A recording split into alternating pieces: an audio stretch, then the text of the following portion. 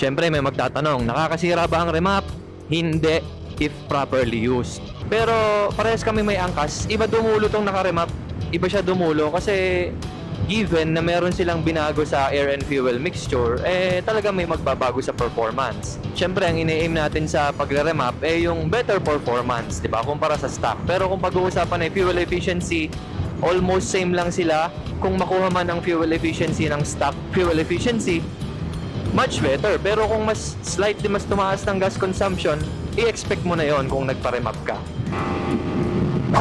Mabilisan tayo kasi tamang-tama. Etong motor ni J2 ay karere-map lang. Ayan si J2. To, isang kaway naman dyan. J2 yung owner nito. ABS premium yan na kulay pula. Pula.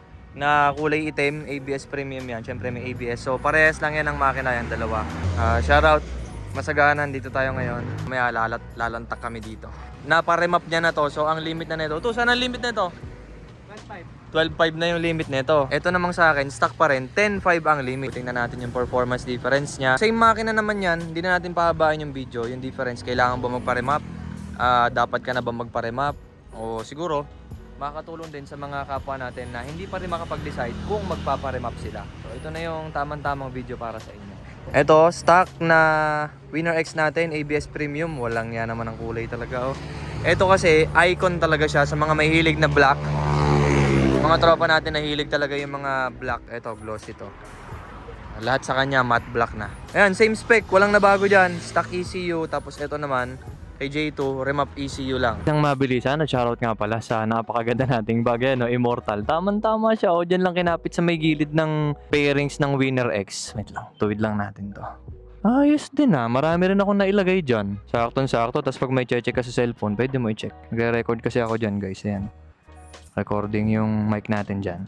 Oh yes, Winner X, remap, mabilis ang review. Shoutout muna sa mga pinsan. Okay ko ay, pupogi nyo ba? Namiss ko mag-review ng ganito. Okay. So ito, isang mabilisan mga kapwa.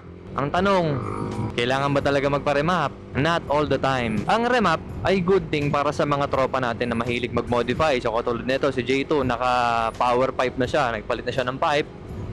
Tapos si J2 rin ay mahilig sa mga racing. Kaya bagay na bagay sa kanya ang remap. Pero kung pang daily, pag-isipan nyo mabuti kung kailangan nyo ba talaga ng remap. Gusto nyo ba ng extra power? Or tamang chill ride lang ba kayo? Kasi kung di nyo naman kailangan ng extra power, then bakit kailangan nyo pa magpa-remap, diba? Sa performance, almost same lang din naman siya ng feel at performance sa stock. Pagdating sa low to mid RPM hanggang mid-high RPM, mga ganon. Pero ang major difference lang at pinaka nagkakatalo lang sa mga remap na yan ay sa high RPM. Ang limit ng stock na Winner X ay nasa 10,500. Pero tingnan natin kung nasa ng limit netong kay J2.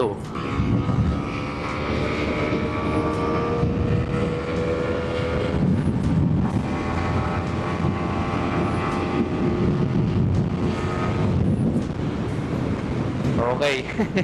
Yun, medyo mabilis na tayo sa part na yun kaya hindi ko na rin sinagad. Pero kita nyo naman, tanggal na yung limit sa 10,000. Sabi ni J2, nasa 12,500 RPM ang limit nito pero hindi na natin para abutin yon. By the way, shoutout nga pala sa Gen 3 natin. New breed jersey natin from Adriatico yan. Talaga namang napakaangas, napaka-presko habang nagda-drive. Get na kayo guys, meron tayo dyan sa kung ano man platform ang pwede nyo pagbilahan, kayo na bahala.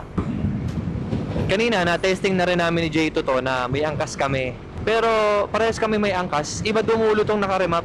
Iba siya dumulo kasi given na meron silang binago sa air and fuel mixture, talaga may magbabago sa performance. Siyempre, ang ini-aim natin sa pagre-remap yung better performance, di ba? Kumpara sa stock. Pero kung pag-uusapan ay fuel efficiency, almost same lang sila.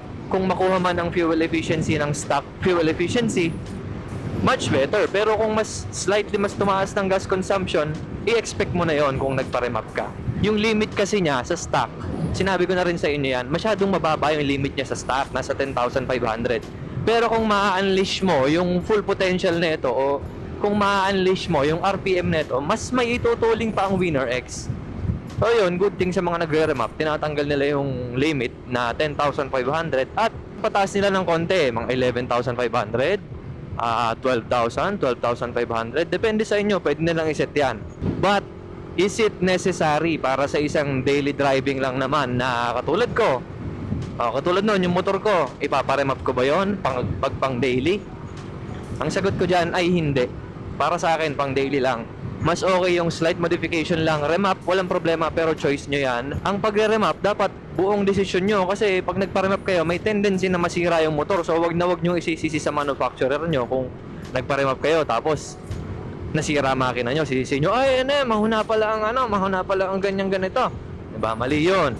Choice nyo yan. Kaya ang set ng limit ng Winner X ay nasa around 10,500 lang. Is yan yung safe zone. At the same time, may power na rin yung motor. Magagamit mo yung RPM na yan sa competition. Yan yung sigurado ko. But, syempre, may magtatanong, nakakasira ba ang remap? Hindi, if properly used. Mas mura ang remap kaysa bibili ka ng bagong racing ECU. Mas makakamura ka kung remap. O, shoutout sa mga tropang nagre-remap. Hindi rin naman biro yung skills na nilalaan nila dyan.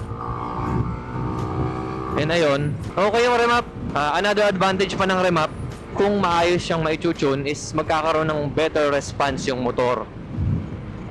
Mapa-low RPM man yan, high RPM. Tapos, kung may pugak, tatanggalin din nila yan sa remap.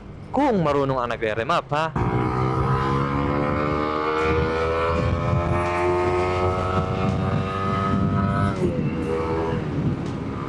Okay. Ayoko nang patasin kasi hindi naman sa akin tong motor. Pero nasa around 12,000 na yung kanina. Hindi ko pa naaabot yung limit.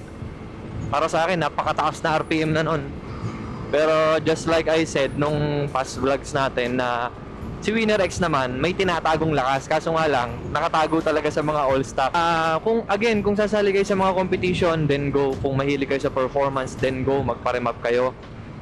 Walang magiging problema yan. Makukuha nyo yung performance na hinahanap nyo. Pero kung daily drive lang kayo na pang service nyo lang yung Winner, hindi na kailangan, enough na yung stock. Sinasabi ko na yan sa inyo guys, kasi danas ko na rin naman ng magmabilis tsaka magkamukamote, danas ko na yan.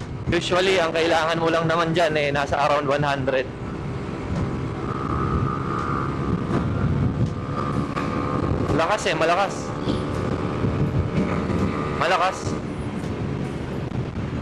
Malakas. Malakas yung motor. Maganda yung pagkaka-remap nito.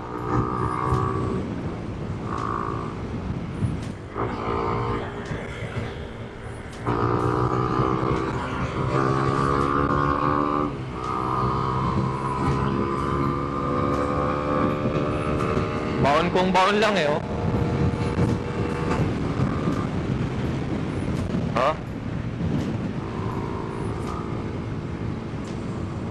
Ang ganda ng remap. Sa mga nagpaplanong mag-remap, mas gaganda ang performance ng motor nyo kung mahahanapan nyo rin siya ng ulam na sprocket set. Kasi napakalaking factor talaga na sprocket set. Mababaliwala yung sobrang taas na RPM mo kung hindi mo rin naman makukuha yung tamang sprocket set. Puro high RPM ka nga, nasa 12,000, 13,000 RPM ka, tas yung sprocket mo naman mali, di ba? Sala yung power ng motor. Sayang yung power ng motor. So i-make sure nyo na humanap kayo ng tamang sprocket.